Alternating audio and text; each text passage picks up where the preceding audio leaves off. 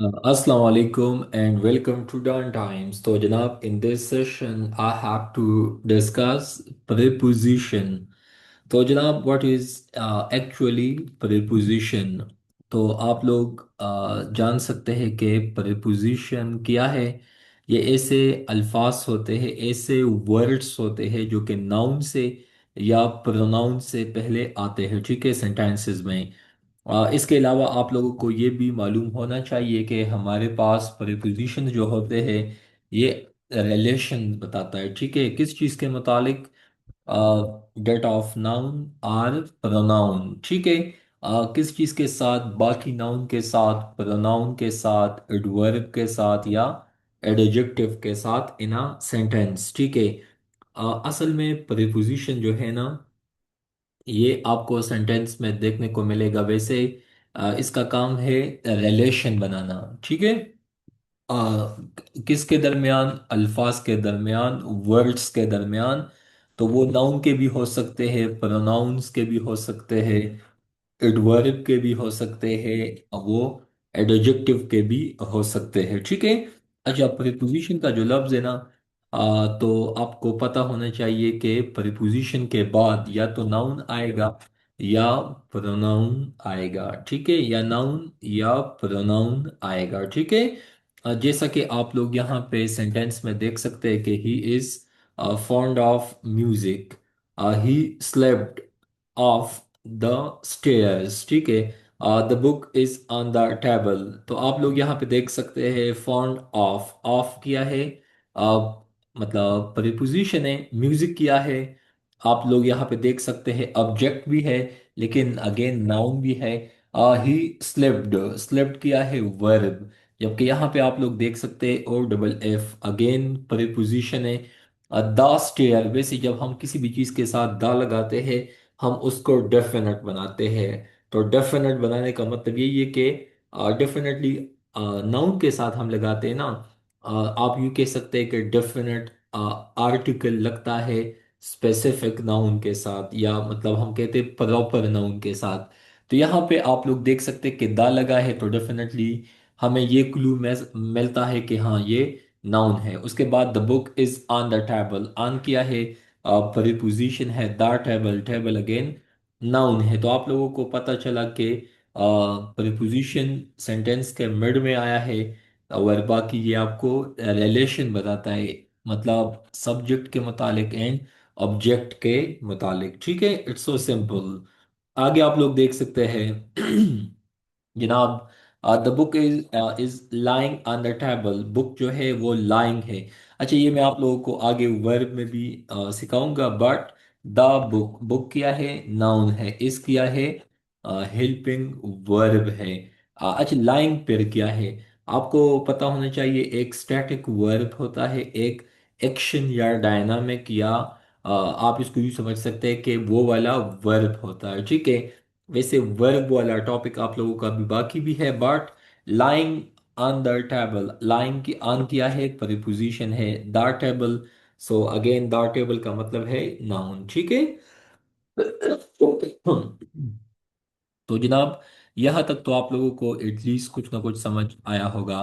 There is a temple beside my house, temple noun, house noun. मैंने कल भी आप लोगों को बताया था कि हमारे पास बिसाइड एंड बिसाइड्स में क्या फर्क होता है, ठीक है। तो बिसाइड एंड बिसाइड में यही फर्क होता है, ठीक है, कि दोनों प्रीपोजिशन है, बट मीनिंग इसका तो डेफिनेटली चेंज है। वो मैंने आप लोगों को आगे भी समझाना है, ठीक है, बेसाइड एंड बेसाइड्स में क्या फ़र्क है वैसे। उसके बाद जनाब मैंने आप लोगों को समझाना है पोजीशन ऑफ प्रीपोजिशंस, ठीक है। So the postman was standing at the door step, at किया है, प्रीपोजिशन है। At the time of the opening ceremony, the minister was present. Add किया है अच्छा, मैं इसलिए बोलता हूँ ना क्योंकि मैंने हाईलाइट किया हुआ है, तो बार बार मार्किंग लगाने का कोई फायदा है नहीं। जिस जगह पे मुश्किल होगा आप लोग क्लास के बाद भी पूछ सकते हैं, यहाँ पे भी आप लोग कमेंट में पूछ सकते हैं। एट किया है प्रीपोजिशन, टाइम किया है the time. At the time मैंने आप लोगों को टॉप पे भी बताया कि प्रीपोजिशन के बाद या तो ऑब्जेक्ट तो आएगा डेफिनेटली, लेकिन ऑब्जेक्ट नाउन भी हो सकता है, प्रोनाउन भी हो सकता है। तो यहाँ पे टाइम तो ऑब्जेक्ट है ना। Of the opening ceremony the monster was present. तो जनाब यहाँ पे आप लोगों को सब्जेक्ट नहीं मिलेगा बल्कि द मॉनेस्टर, क्योंकि द जब किसी चीज के साथ लगता है, आपको मैंने पहले भी बताया है कि हमारे पास आर्टिकल्स जो है ना, द, ए, एन, ये हमेशा लगते हैं किस चीज के साथ, नाउन के साथ या प्रोनाउन के साथ, ठीक है। तो यहाँ पे मनिस्टर तो डेफिनेटली नाउन है, सब्जेक्ट भी है। तो इसी वजह से जहाँ पे दा लगा होगा तो डेफिनेटली आपको वहां से मैसेज मिलना चाहिए कि हाँ, यहाँ पे असल में स्टार्ट ऑफ द सेंटेंस है, सेंटेंस का सब्जेक्ट ये लफ्ज हो सकता है, ठीक है। What are you looking at. अभी अगर मैं आपको बताऊं कि इस सेंटेंस में फिर सब्जेक्ट कौन है, तो अगेन आप लोगों को पता है कि आई, माई, मी, यू, दे, वी, मतलब ये तमाम के तमाम आप देख सकते हो, ठीक है। वैसे यू का बताओ, सो यू, यूअर, यू, तो ये सब्जेक्ट भी है। जबकि आर को अगर आप देखते तो आर तो आपके पास डेफिनेटली वर्ब है, लुकिंग भी आपके पास वर्ब है, लेकिन अगेन बताया ना, एक एक्शन वर्ब होता है लुकिंग, मतलब यहाँ पे कोई एक्शन एक्टिविटी इन्वॉल्व है। जबकि आर को अगर आप देख लें तो वैसे ये मैंने आप लोगों को फर्क समझाना है।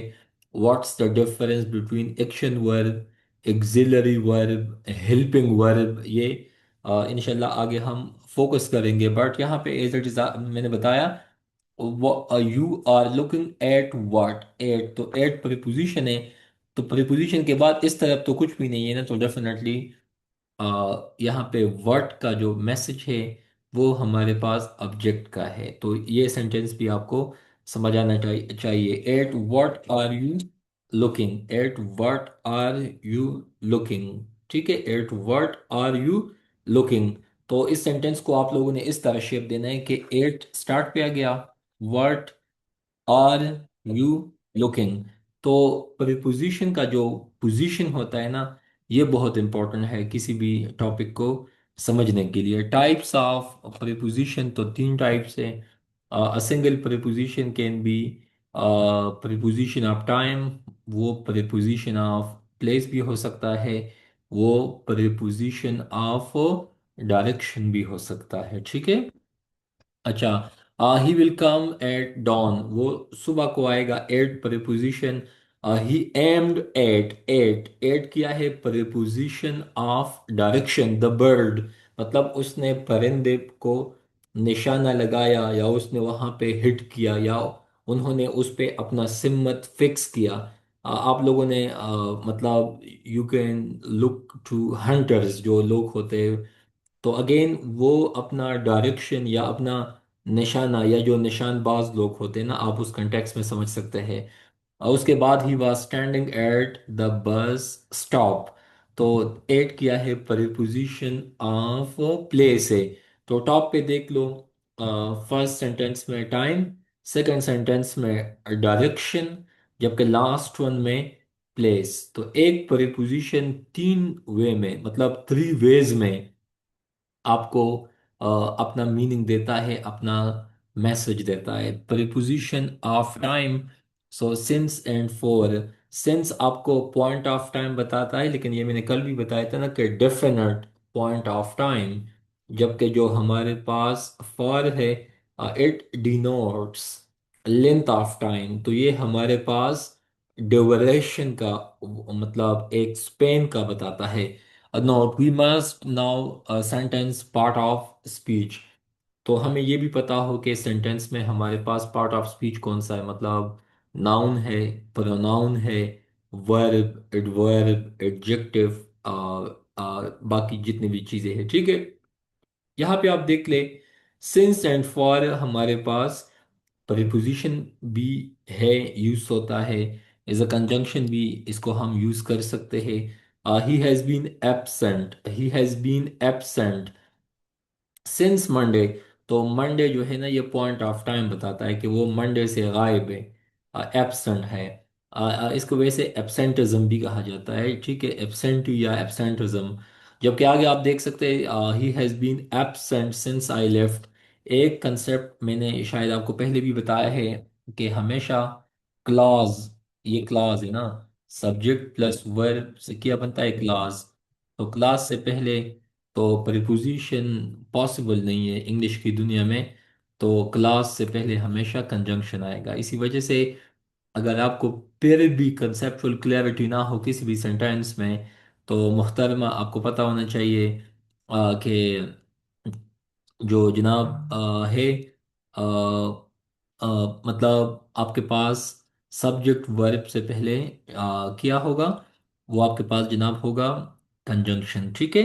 आगे आप देख सकते हैं जनाब के हमारे पास जो बाकी चीज़ें हैं, सिंस एंड फॉर, तो आपको पता होना चाहिए।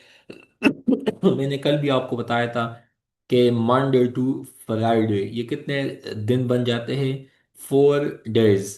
तो मंडे एक पॉइंट ऑफ टाइम है, since Monday, since Tuesday, since Sunday, since Monday, since Friday.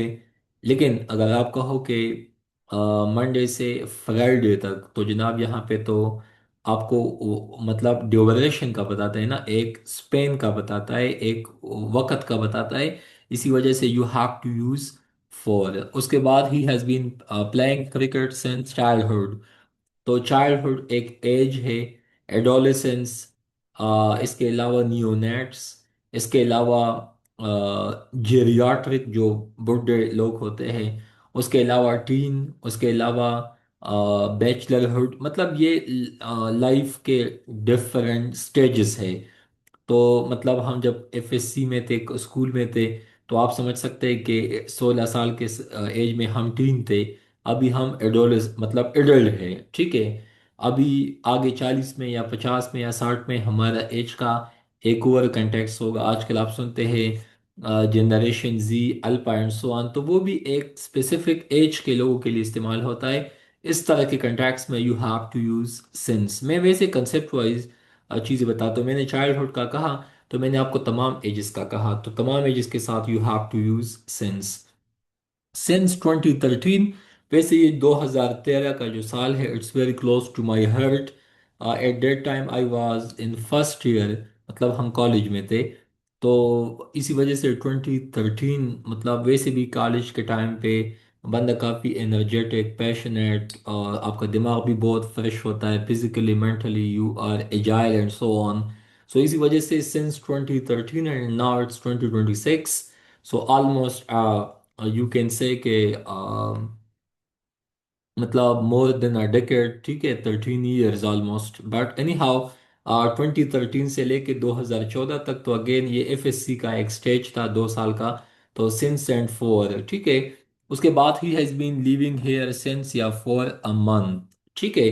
तो अगेन आप देख सकते हैं कि he has been living here for a month, ठीक है। लेकिन आगे आप देख ले, मतलब he has been living here since January.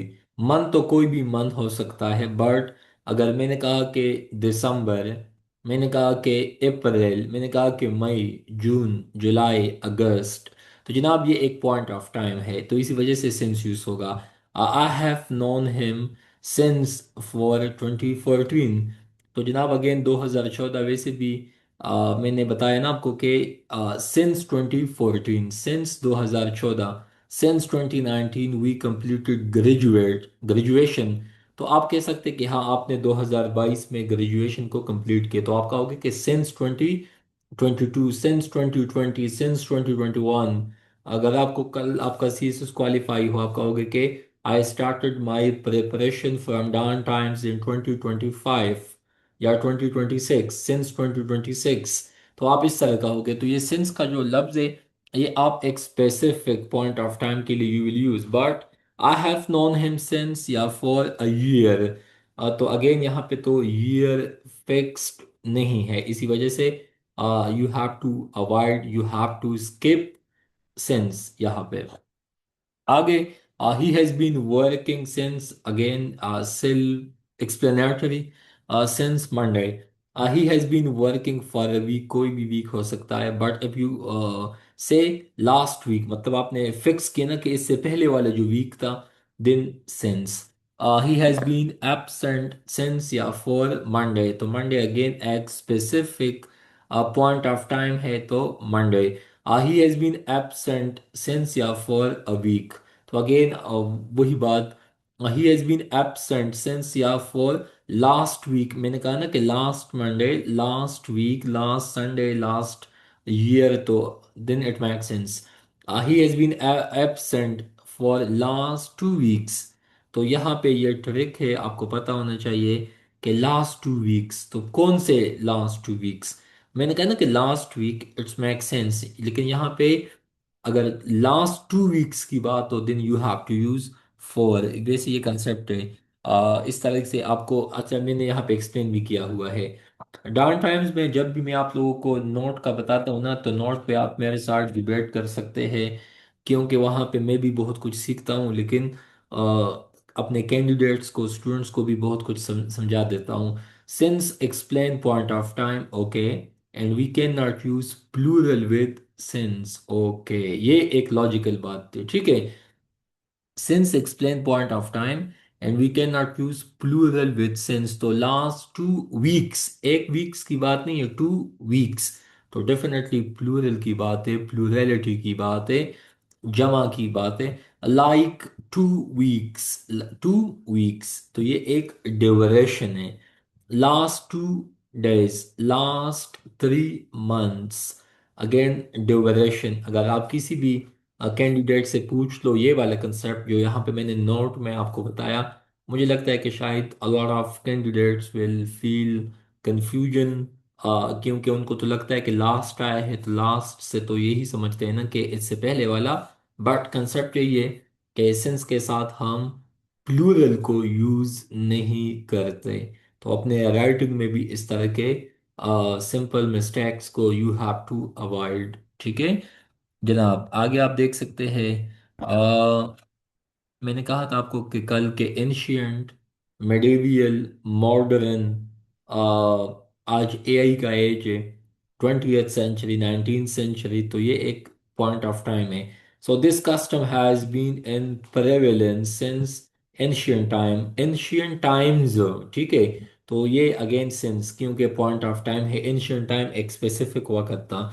The custom has been in prevalence since time immemorial, एक ऐसा वक्त था, मतलब उनसे पहले वक्त नहीं था, उसके बाद वक्त स्टार्ट हुआ है। तो ये भी एक पॉइंट ऑफ टाइम है ना, कि पहले कुछ भी नहीं था, फिर बहुत कुछ हुआ। सिंगुलैरिटी का कंसेप्ट, बिग बैंग का कंसेप्ट, बिग बैंग से पहले कुछ नहीं था, लेकिन जब बिग बैंग आया तो वो एक वक्त आया, एक पॉइंट ऑफ टाइम स्टार्ट हो गया ना, इस तरह note. Since from both are correct, but in filling the blanks, if come use from, ठीक है। ये वैसे एक परहेज भी है, वैसे दोनों ठीक है, लेकिन अगर कोई फिलिंग द ब्लैंक्स, तो दोनों तो डेफिनेटली एक साथ नहीं देंगे, या सिंस देंगे या फ्रॉम देंगे। लेट सपोज दोनों देंगे भी, so you have to prioritize, you have to give weightage to from, ठीक है। आगे सुने जनाब, वैसे difference between since and from. So since आपको पॉइंट ऑफ टाइम बता देता है परफेक्ट टेंस में, तब से अब तक, ठीक है, तब से अब तक। जबकि फ्रॉम आपको पॉइंट ऑफ टाइम बता देता है, x. He is working here from Monday, simple.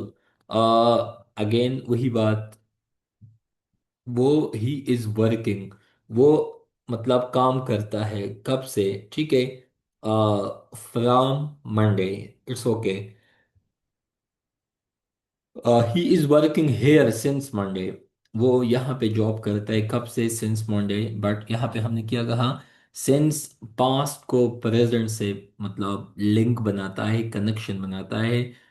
तो आप यहाँ पे देख कि he is working here since Monday, वो अभी भी यहाँ पे काम करता है कब से, तब से। तब कब मतलब मंडे से।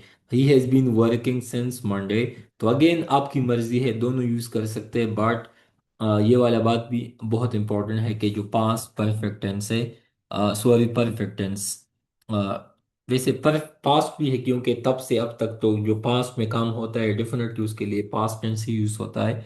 लेकिन अगेन परफेक्ट टेंस में। उसके बाद एट इन ऑन, तो मैं आज सिर्फ टाइम वाला डिस्कस करूंगा, कल प्लेस वाला, अगले दिन डायरेक्शन का। कोई बात नहीं है, 3 दिन हमें लगेंगे, लेकिन एटलीस्ट आपको कंसेप्चुअल क्लैरिटी होगी। एट आपको डेफिनेट या एग्जैक्ट पॉइंट ऑफ टाइम या डेफिनेट पॉइंट ऑफ टाइम बता देता है, जबकि इन आपको एक लॉन्गर ड्यूरेशन का बता देता है। ही अराइव्ड एट या इन 8 o'clock in at the morning. तो मॉर्निंग हमारे पास एक लंबा वक्त है, एक लंबा स्पेन ऑफ टाइम है। इसी वजह से you have to use in. Parts of the day, तो dawn early morning, sunrise, day break. तो ये मतलब एक स्पेसिफिक वक्त होता है, 8। उसके बाद मॉर्निंग एक लंबा वक्त है, इन। नून अगेन 12 o'clock, 12 o'clock, 12 o'clock। तो 8 वो क्योंकि 12 बजे एक फिक्स टाइम होता है ना, या 12 AM या 12 PM। आफ्टरनून, तो आफ्टरनून वैसे भी आजकल गर्मियाँ तकरीबन स्टार्ट हुई है। 12 बजे से वैसे लेके 4 बजे तक लोग सोते हैं, लोग केलोला लेते हैं, या मतलब यू कैन से नैप लेते हैं, जो भी आप समझे। बट ये 12 बजे से लेके 4 बजे तक तो मतलब बहुत टाइम बन जाता है, ऑलमोस्ट 4 घंटे का वक्त लग जाता है। ठीक है। वैसे अगर आप इन दिनों को सर्दियों के दिनों के साथ कंपैरिजन बनाएं, तो वहाँ पे दोपहर से लेके इवन इतना इनसे भी कम टाइम दोपहर से शाम तक बन जाता है। वैसे गर्मियों में तो आपको पता है 7, 7:30 तक मतलब यू कैन से कि इवनिंग टाइम की अजानें पहुंच जाती है। ठीक है, इतने मतलब आगे आपको देखने को मिलेंगे जून जुलाई अगस्त में, मतलब longest days of the year. But इसी वजह से ये एक लंबा टाइम है ना, इसी वजह से you have to use in. Evening में भी you have to use in, क्योंकि इवनिंग भी एक स्पेस, अच्छा इवनिंग भी एक लंबा टाइम है ना। मतलब हम नॉर्मली समझते हैं कि जिस टाइम पे सूरज मतलब गुरूब हो जाता है, उसके बाद अजानें हो जाती है, नमाज, फिर भी मतलब यू कैन से कि आसमान में, मतलब वो टिपिकल लैंग्वेज में मैं कहता हूँ कि हमें फिर भी आसमान में वो सुर्ख मतलब वो चीज़ नज़र आ जाता है। ठीक है। बट अगर मैं कहूँ कि एग्जैक्ट सनसेट का जो टाइम होता है, जहाँ पे कभी कभी आपने देखा होगा टिकटॉक पे या लोग वीडियोस बनाते हैं, तो उस एग्जैक्ट वक्त को हम कहते हैं डस्क या सनसेट। मतलब उस कंटेक्स्ट में you have to use at. Night के साथ अगेन अगर जनरल सेंस की बात हो, ठीक है, so you have to use at. जबकि अगर पर्टिकुलर कंटेक्स्ट में बात हो, then you have to use in. ठीक है। जैसा कि मैंने कहा कि मेट के साथ, आप ऊपर देख सकते हैं कि यहाँ पे था शायद नून के साथ at, so again midnight के साथ भी एट, रात के जो 12 o'clock होते हैं। अच्छा, एट द बिगिनिंग या in the beginning, in the beginning क्योंकि in the beginning man don't know how to count. ये तो मैथमेटिक्स तो हमने बाद में सीख लिया। इंसान जब पहले दुनिया में आया तो उसको तो ये भी पता नहीं था कि भाई व्हाट इज 2 + 2। बट अभी भी मैंने शायद डॉन टाइम्स में कुछ दिन पहले एक पोस्ट शेयर किया था कि अभी भी इंडिया में या अमेजोन में कुछ ऐसे लोग हैं जंगलात में कि still they don't know about mathematics, या यू कैन से कि modern sciences and so on. They still मतलब केव्स में, या जो मतलब हजारों लाखों साल पहले लोग या इंसान जो ज़मीन में या जंगलात में रहते थे, still they are surviving in the same mood. So in यहाँ पे मतलब है in the long way, in the long context. I sleep late at night, तो वो अगेन पर्टिकुलर कंटेक्स्ट में एंड जनरलाइज सेंस में you have to make clarity. He goes for a walk at night, तो again night के वक्त पे सिर्फ जाता है, तो यहाँ पे स्पेसिफिक किया है ना, दिन को नहीं जाता, रात को जाता है। The inaugural function in the night, तो अगेन फंक्शन वैसे तो एक स्पेसिफिक टाइम पे तो नहीं होता, वैसे फंक्शन तो पूरी रात तक भी हो सकता है। इसी वजह से इन एक लंबा वक़्त है। We see stars at night, तो हम जो सितारे है या मून है, या जो यू कैन से के स्टार्स हम सिर्फ रात को ही देखते हैं। तो again eight the beginning of the movie, तो अगेन मूवी का जो स्टार्ट होता है छोटा वक्त है, लेकिन जब अगर हम मैं कहूँ ना कि 16th सेंचुरी के स्टार्ट में, तो सेंचुरी तो 100 साल का होता है ना, तो स्टार्ट भी अगर आप देख ले तो वो भी एक लंबा अरसा है या एक लंबा स्पेन बन जाता है, ठीक है। At the beginning of the movie I felt boredom in the beginning of the civilization. वैसे दुनिया में चार मतलब फोर सिविलाइजेशंस बहुत प्रोमिनेंट है, उसमें एक मेसोपोटामियन है, एक इजिप्शियन है, एक इंडस वैली सिविलाइजेशन है, एक चाइनीज सिविलाइजेशन है, इसके अलावा भी है, but these are four most prominent civilizations in the world, ठीक है, इन द पास्ट। जनाब आगे आप देख सकते हैं इन, तो इन यूज होता है अभी अप्रैल मंथ का स्टार्ट है, ठीक है। तो डेफिनेटली इन सीजन स्प्रिंग का है, लेकिन ऑलमोस्ट यू कैन से वैसे मार्च का मंथ पाकिस्तान में या एशिया के कुछ ममालिक में इसको काउंट किया जाता है spring season, but again April के भी कुछ दिन आते हैं, but you can say practically कि it's the start of summer, लेकिन again it's not exact the start of summer. वो भी पाकिस्तान मेट्रियोलॉजिकल डिपार्टमेंट की वेबसाइट पे आप देख सकते हैं कि एक्चुअल समर कौन से मंथ से किस तक होता है, but again it's not over topic, ये मैं आपको जीके में से समझाऊंगा, बट यहाँ पे आपको पता होना चाहिए कि साल के लिए, दिनों के लिए, सीजन्स के साथ you have to use in. He will come in 2016 या एट 2016, तो अगेन 2016 एक साल की बात है, definitely in. My birth day is या इन एट मई, तो अगेन मई एक मंथ का नाम नाम है। My birthday is in at on my 11, my birthday is practically 25 Feb, ठीक है। तो definitely I have to use you can say. अच्छा, फिर मैंने आगे आपको ऑन इन एट में भी फर्क समझाना है कि ऑन कहाँ पे यूज होगा, एट कहाँ पे यूज होगा, इन कहाँ पे यूज होगा, बट इन चीजों के साथ यूज होता है, ठीक है। My birthday is on 11th मई, इज ऑन 11th मई, एट 11th मई तो आता नहीं, इन 11th मई में भी नहीं आता, ठीक है। ही will come in summer, he will come in May, he will come on May 16, he will come on May 16th May, same preposition है। अच्छा, ये जो है ना, एक बात याद रखे कि जहाँ पे डे एंड डेट्स की बात हो, you have to use on. He will come, he will meet you on Monday, he will meet you on Sunday, Monday, Tuesday, Wednesday, and so on. The meeting is scheduled या scheduled, जो भी आपका है, as you want to pronounce, कुछ लोग इसको scheduled बोलते हैं, कुछ लोग इसको schedule बोलते हैं, ठीक है। On 16th March, he will meet you on Monday evening, he will come in the evening, evening again एक लंबा टाइम है। आन का मैंने आपको कल भी बताया था कि आन के साथ लास्ट या नेक्स्ट या एवरी या each you have not to the right. He come on Monday, sorry, he came on Monday, he came on last Monday, no, last already है ना, तो फिर on लगाने का क्या फायदा। he came Monday, वैसे ये अजीब भी लगता है, but it is he comes, वैसे ही शी इट के साथ एस ई एस लगता है, आई एस लगता है।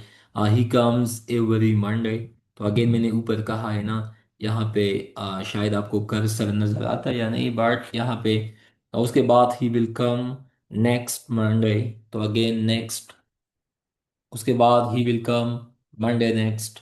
Adverb of time no preposition, याद रखे नोट का मतलब यही है कि जहाँ पे एडवर्ब ऑफ टाइम होगा, then there will be no preposition. मैंने इंशाल्लाह आप लोगों को जो चीज़ समझाना है वो है आपका जनाब प्रीपोजिशन के बाद वर्ब एंड एडवर्ब, ठीक, कंजंक्शन तो हमने किया, एडजेक्टिव को भी हमने किया, नाउन को भी किया। तो इनशाला आप लोगों को बहुत कुछ सीखने को मिलेगा इन सेशंस में, ठीक है। उसके बाद विद फेस्टिवल्स, तो फेस्टिवल के साथ जो फिक्स्ड डेट होता है उसके साथ भी हम ऑन लगाते हैं। ही विल कम एट या ऑन होली, होली सॉरी होली, ठीक है। लेकिन अगेन आप कहो कि क्रिसमस के साथ ऑन लगता है, ईद के साथ भी ऑन लगता है, क्योंकि ईद भी एक स्पेसिफिक वक्त पे होता है, होली भी एक स्पेसिफिक वक्त में होता है ना, इसी वजह से ही will come on the occasion of Holi, he will come on the eve of Holi. अच्छा, आपको पता है ईव किसे कहते हैं?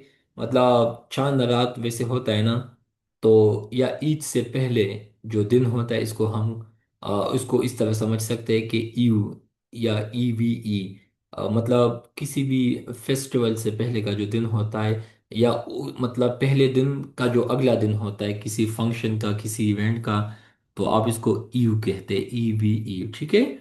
In and with in, so in it is use in the sense of with in the sense of before, जबकि in use होता है in the sense of after. I will return the book in 5 days, when 5 days are over, जब 5 दिन गुजर जाएंगे, then I will return your book, but I will return the book within। इनका मतलब है अंदर के कंटेक्स्ट में, पहले के कंसेप्ट में। बिफोर 5 डेज में आपको नोट्स भेजूंगा, मैं आपको बुक भेज दूंगा 5 दिनों के अंदर, या 5 दिन में जो डेडलाइन होगा वो कंप्लीट होने से पहले, इस तरह आप समझ सकते हैं। ड्यूरिंग एंड वाइल में क्या फ़र्क है? तो again during will always be preposition, ये हमेशा preposition ही यूज होगा। It is use with a period of time as well as with an activity going on, जब कोई भी एक्टिविटी स्टार्ट हो, कंटिन्यूएशन में हो, फ्लो में हो, कंटिन्यूएशन फॉर्म में हो, कंटिन्यूअस फॉर्म में हो, ठीक है, उसके लिए यूज होता है। During the war of Mahabharata there was immense blood. वैसे इंडिया के जो फेमस बैटल है with Muslim, with Afghanians, with मतलब मुगल्स एंड सो ऑन, ठीक है, तो उसमें भी आपको इस तरह के नेम मिलेंगे। वैसे हिंदू के मतलब जो मुकद्दस किताबें हैं उसके नाम में भी आपको ये देखने को मिलेगा, but again during the war of Mahabharata. वैसे मोदी साहब ने जो लास्ट G20 मीटिंग था, आई थिंक सो, तो उसमें भी इंडिया का जो ऑफिशियल नेम उसने यूज़ किया था, that was not India but Bharat या भारत, आप जो भी समझे, ठीक है। तो इसी वजह से ये महाभारत, इस तरह के name, mainly these are Hindi centric, मतलब इसमें आपको हिंदी लैंग्वेज का इंक्लिनेशन ज़्यादा मिलेगा। He got hurt while playing, तो वाइल यहाँ पे इज अ प्रीपोजिशन है, मतलब उसको डैमेज पहुंचा, नुकसान पहुंचा, तकलीफ पहुंचा, उसको चोट लगी, कब? when he was playing। वैसे ये फूड फॉर थॉट है, हिंदुस्तान का वो कौन सा बादशाह था जो पोलो गेम खेल रहा था, and suddenly he fall from the horse back and he expired. वो कौन सा बादशाह था जो कि अपने स्टेयर से मतलब गिर गया था, एंड देन ही डिमाइज्ड, मतलब वो भी इस दुनिया से चल बसा था। ये दो आपके एमसीक्यूज है, क्लास के बाद आपने मुझे बताना है। while he worked hard he couldn't succeed, तो while किया है जबकि, मैंने आपको ऊपर बताया कि while दौरान या जबकि। he worked hard, he couldn't succeed, अभी इसका क्या मतलब है? तो जनाब आपको पता होना चाहिए कि ये सब्जेक्ट वर्ब, ये सब्जेक्ट वर्ब, क्लास क्लास, तो क्लास से पहले क्या आएगा? क्लास से पहले जनाब आएगा, मैंने आपको बताया है कि प्रीपोजिशन तो आ नहीं सकता, तो ये ड्यूरिंग अगर प्रीपोजिशन है तो फिर हमारे साथ बेचारा बच गया सिर्फ वाइल, तो वाइल प्रीपोजिशन भी है, वाइल हमारे पास कंजंक्शन भी है, ठीक है। तो इस तरह आपने कंसेप्ट सीखना है। इस तरह अगर आपने कंसेप्ट सीख लिया तो इंशाल्लाह आपको रट्टा लगाने की कोई नीड नहीं होगी, ठीक है। वाइल आपके पास एक्शन या एक्टिविटी के लिए इस्तेमाल होता है, जबकि ड्यूरिंग इवेंट और ओकेजन के लिए इस्तेमाल होता है। वी इंजॉयड, हमने बहुत इंजॉय किया, हमने बहुत लुत्फ उठाया। ड्यूरिंग द ट्रिप, ट्रिप के दौरान हमने बहुत बहुत एंजॉय किया। Everyone was present during the speech. Speech के दौरान हर कोई, एवरीवन मतलब हर कोई मौजूद था। इवेंट के दरमियान, ओकेजन के दरमियान, स्पीच के दरमियान हर बंदा या बंदी मौजूद था या थी। There was fog during the morning. Smoke, fog, smoke, इन तीनों में आपको फर्क आना चाहिए। There was fog during the morning. अब मॉर्निंग के टाइम में, वैसे सर्दियों में तो पाकिस्तान आजकल इसके लिए फेमस भी है। According to the recent AQI index report, Pakistan is the most polluted country in the world, and Islamabad is the fifth most polluted capital in the world. But again, इन दिनों में तो इस्लामाबाद में बहुत मज़ा है। लेकिन अगेन ये दिसंबर के मंथ में, उन मंथ्स में तो डेफिनेटली इस्लामाबाद भी काफ़ी बैड सीन होता है, क्योंकि गंदगी, pollution, vehicular emission and so on. ठीक है, बारिशें भी बहुत कम होती है in recent past due to climate change. तो उस कंटेक्स में आप समझ सकते हैं, बट इन दिनों में तो मुझे लगता है कि it is almost like a paradise. ठीक है। उसके बाद वाइल, तो it is use with an action, ये भी एक्शन के लिए इस्तेमाल होता है। He got hurt while playing, while he was playing, तो अगेन ये कंटिन्यूएशन में है, एक्टिविटी गोइंग ऑन है। ठीक है। While I was watching the movie he was studying, मतलब जब मैं मूवी देख रहा था, सो वो बंदा जो था वो ही वॉज स्टडीइंग, मतलब वो किताबों में बिजी था। He was like a book worm, वो किताब में बिजी था या स्टडीज में बिजी था। So you also try your best to be busy most of the time in exam and studies. ठीक है। मुझे लगता है कि ईमान के बाद, मतलब हम मुसलमान हैं ना, अल्लाह ने हमें ईमान के दौलत से मालामाल किया है, नवाजा है। उसके बाद अगर किसी बंदे का शौक हो, मतलब ये नहीं है कि हर बंदे का वेरी करता है, हर बंदे के लिए, कुछ के लिए पैसा, कुछ के लिए एक job and so on. But अगर एक बंदे का वाकई CSS के लिए शौक हो, मतलब डेफिनेटली हमारा शौक है, इसलिए हम सीखते हैं, सिखाते हैं। तो मेरे ख्याल में सबसे ज़्यादा खुशी, कामयाबी, आ, वो सेटिस्फेक्शन इंसान को अपने काम से मिलता है। मुझे लगता है कि शायद, मुझे जो लगता है वो है CSS एंड PMS की स्टडीज़। ये जर्नी, ये मंजिल, ये सफ़र, ये मुसाफत, ये अप एंड डाउन। तो again, time and tide wait for no man, इस पे मैंने ईडियम भी शेयर किया हुआ था। मैं अगर आपको ऑनेस्टली बताऊं, मुझे लगता है कि एक एक सेकंड बहुत कीमती है। ये एहसास बंदे को तब होता है जब आपसे वक्त निकल जाता है, या आपके तमाम के तमाम अटेम्प्ट ज़ाया हो जाते हैं, फेल हो जाते हैं। उस बंदे के लिए मेरे ख्याल में ये मौत से ज़्यादा है, मतलब इट इज़ ऑलमोस्ट, मतलब बंदा टूट जाता है जब आपका ख्वाहिश, आपका ड्रीम, आपका जॉब, आपका आइडियल लाइफ आपको नहीं मिलता। आपके पास बहुत कुछ आ जाता है, but still you feel vacuum inside. तो वो वैक्यूम, वो पछतावा, वो रिग्रेट से बचने के लिए 24/7 be busy in studies. Until till by, इसका क्या मतलब है? Until until it marks the end of an action. अभी अनटिल एंटिल दोनों इंटरचेंजेबली यूज होता है, आप एक दूसरे की जगह में यूज हो सकते हैं, अल्टरनेटिवली यूज हो सकता है। टिल तक, अनटिल जब तक, एनी हाउ दोनों is a preposition and conjunction भी यूज हो सकता है।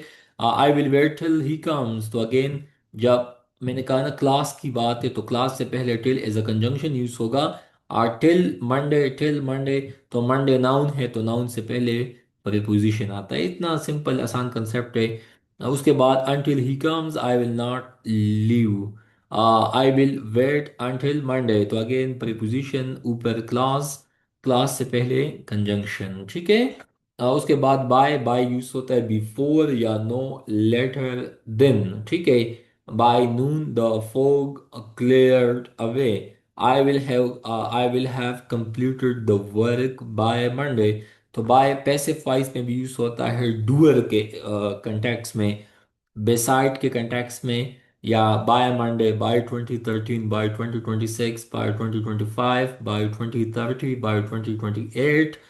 तो आपने अभी अपने लिए एक प्लिच करना है कि बाय 2026, नहीं बाय 2026 तो डेफिनेटली हो गया, बाय 2027 या बाय 2026 पीएमएस या बाय 2027 सीएसएस या बाय 2028 सीएसएस या by 2029 CSS, you have to pass CSS या you have to top CSS, I don't know, you must know about yourself। तो ये बाय का जो लफ्ज़ है ये बहुत पावरफुल है। तो आपने अपने लिए टाइम फिक्स रखना है कि मैंने 1 साल में, 2 साल में, 3 साल में पास होना है, पेस में जाना है, मैंने पाकिस्तान टॉप करना है, एटलीस्ट पाकिस्तान ना हुआ अपना सूबा तो लाजमी टॉप करना है। ठीक है, तो अगेन मुझे लगता है मैं इस बात पे बिल्कुल कंफर्म विश्वास रखता हूँ कि जिस तरह आप सोचते हैं ना, कसम खुदा के, कि मैं इस बात पे बिल्कुल डैम श्योर हूँ।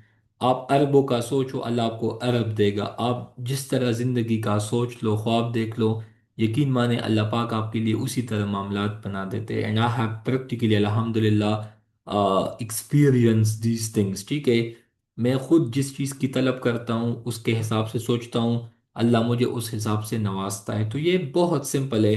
ठीक है, so you must be very clear. अगर आपने ये प्लेच किया ना कि I have to top CSS, यकीन माने अल्लाह आपके लिए आ, उस तरह के असबाब वसाइल बना लेंगे। आपने केपी का प्लेच किया, अल्लाह आपको केपी का टॉपर बनाएगा। मैं इस बात पे बिल्कुल आ, यकीन रखता हूँ। अगेन इट्स वेरी बट ये जो बाय का लफ्ज है for me it's very powerful. ठीक है, आगे जनाब, आगे देख सकते हैं the work was done by him. तो again by doer, there is a temple by the lake, lake के साइड पे टेम्पल है। I will come by Monday, तो मैं मंडे के टाइम तक आऊँगा। By Monday, by Tuesday. Win and wild को अगर आप देख लो तो जनाब, win and wild it is use to denote two simultaneous continuous action. टू सिमल्टेनियस कंटिन्यूअस एक्शन का मतलब दो साथ एक काम कंटिन्यूएशन हो, मुसलसल हो। It is use to denote two single action at the same time, one immediately after another. अभी इसका क्या मतलब है? तो आप जनाब देख सकते हैं, I picked of the phone when it wrong. मैंने फोन को उठाया, मैंने पिकअप किया, मैंने पिक किया जब वो मतलब बज रहा था, या मोबाइल पे या टेलीफोन पे मतलब रिंग था या वाइब्रेशन, जो भी आप समझे, विन इट रैंग। ठीक है, विन या while I get home, I help my kids in their homework. ठीक है, तो आप यहाँ पे देख सकते हैं कि दोनों जगह पे जब मैं घर पहुंच गया तो मैंने अपने बच्चों के साथ होमवर्क में कोऑपरेट किया, उनके साथ काम किया, उनके साथ कोऑपरेट किया। उस तरह दोनों काम आपने किए ना simultaneously.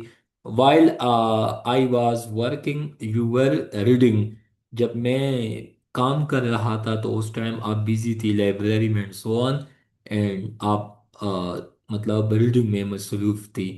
He came out when the bell ring, वो बाहर निकला जब बिल मतलब घंटी मतलब रिंगिंग, ठीक है, जब वो बज रही थी। ठीक है, you got hurt while playing cricket any how.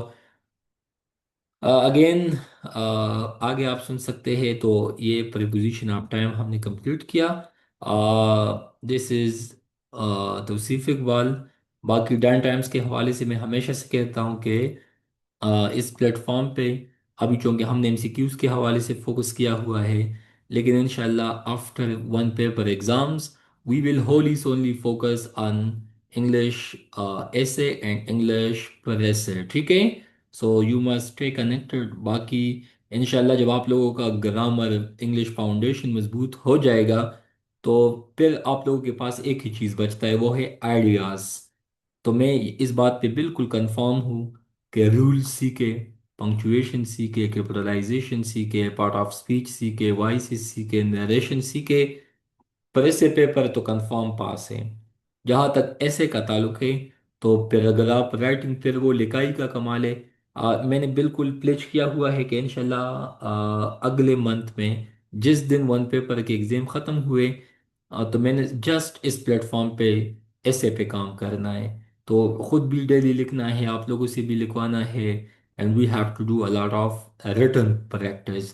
मैं समझता हूँ कि सीएसएस में जितने मेरे दोस्त है, अहबाब है, कुलीग है, फैकल्टी के लोग हैं, अगर आप ऑनेस्टी के साथ 1 मंथ तक लिखोगे, 2 मंथ तक लिखोगे, 3 मंथ तक लिखोगे, इवन अगर आप लोगों ने कंप्लीट 15 to 20 या एटलीस्ट 30 एसेस भी आप लोगों ने लिखे, मल्टीपल टीचर से आप लोगों ने इवाल्यूएशन की, मैं इस बात पे अगेन ये आप लोगों को बिल्कुल क्लियरिटी के साथ बता देता हूँ कि इंशाल्लाह यू विल क्वालिफाई एग्ज़ाम। अगर आप लोगों ने 50 to 60 ऐसे लिखे, मैं बिल्कुल स्टॉम्प पे आप लोगों को ये बताता हूँ कि इंशाल्लाह यू विल क्वालिफाई सीएसएस। बाकी लोग लिखते नहीं है, लोगों को इंग्लिश नहीं आता, लोग सीखते नहीं है, टाइम नहीं देते, तो हाउ इट इज़ पॉसिबल। तो इसी वजह से मैं आप लोगों को ये विश्वास देता हूँ, इंशाल्लाह अल्लाह के फजल करम से you people will be the next CSPs इंशाल्लाह। इसका एक ही लॉजिक है कि जो लोग कमिटेड होते हैं अपने काम के साथ, अपने स्टडीज़ के साथ लॉयल होते हैं, उनके लिए कोई काम मुश्किल नहीं है। तो पाकिस्तान है, पाकिस्तान का एक एग्ज़ाम है, not a big issue. But हाँ हाँ, मतलब डिफिशेंसीज हमारी तरफ से होती है। बाकी जब आपका काम बोलता है when you will reach that much capabilities and abilities, तो फिर एग्ज़ाम किया है बंदा, इनसे आगे भी बहुत मतलब गोल्स को अचीव कर सकता है। तो एक ही मुद्दा है, बाकी सब्जेक्ट में आप लोग पास होंगे, नो इशू। हमें सिर्फ एक सब्जेक्ट में काम बचेगा, वो है ऐसे के हवाले से। तो इंशाल्लाह अगर इस मंथ में या अगले मंथ में ये ग्रामर के सेशन हमने वाइंड अप किया, तो हमारे पास आगे कम से कम 7 8 9 महीने टाइम बचेगा। तो अगर हम डेली बेसिस पे प्रैक्टिस करेंगे, अ, हफ्ते में अगर हम 1 2 ऐसे लिखेंगे, महीने में 8 10 ऐसे लिखेंगे, लेट सपोज एक मंथ में भी अगर हमने 10 एसेस को लिखा, तो अगर 10 मतलब लेट सपोज 8 महीने बाकी एग्जाम में, तो आपका तो 80 ऐसे बने जाएंगे। 50 भी आप लिखो मोर देन इनफ, इवन 40 भी लिखो, लेकिन इनसे कम नहीं लिखना चाहिए, क्योंकि जब आप इतना लिखते हो, देन आप मल्टीपल टीचर से फीडबैक लेते हो, तो आपकी मिस्टेक्स खुद ब खुद निकल जाती। बाकी मिस्टेक तो मैं समझता हूँ कि होंगे भी नहीं, क्योंकि टीचर ज़्यादा से ज़्यादा आपका ग्रामर में, पार्ट ऑफ स्पीच में, पंक्चुएशन में, इन चीज़ों में मिस्टेक निकालेगा। तो डांट टाइम्स का अल्हम्दुलिल्लाह इतना कमांड है कि इसमें से आप लोगों का कोई मिस्टेक होगा भी नहीं। जहाँ तक आप लोगों की आइडियाज़ की बात है, आप लोगों का कंटेंट पर रिच होना चाहिए। तो इंशाल्लाह हम टीम पे काम करेंगे, क्लाइमेट पे, वमेन पे, इसके अलावा डेमोक्रेसी पे, गवर्नेंस पे, ठीक है, वाटर इश्यूज पे, एनर्जी इश्यूज पे। बाकी मुझे तो यकीन है, कंफर्म है, अगली दफ़ा सीएसएस 2027 में अभी से लिख ले, मिडल ईस्ट क्राइसिस पे एक कंफर्म ऐसे आएगा। ये तो हर बंदे को पता होना चाहिए कि ईरान, इसराइल, यूएसए, ये जो आजकल या तो मॉडर्न वारफेयर पे आएगा, ये जो आजकल ड्रोन्स है, वेपन्स सिस्टम है, साइबर अटैक्स है, इन पे तो क्वेश्चन आएगा। या तो मतलब मिडल ईस्ट क्राइसिस पे, इस तरह के सिविलाइजेशनल वॉर समझे, रिलीजियस समझे, जो भी आप समझे, लेकिन आजकल जो हालात है स्पेशली मिडल ईस्ट में, तो इन पे तो कंफर्म ऐसे है।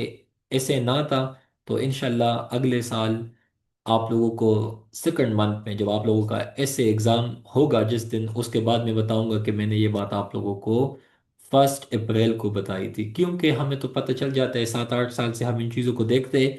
तो अभी से आप अपने जहन में ये रखें।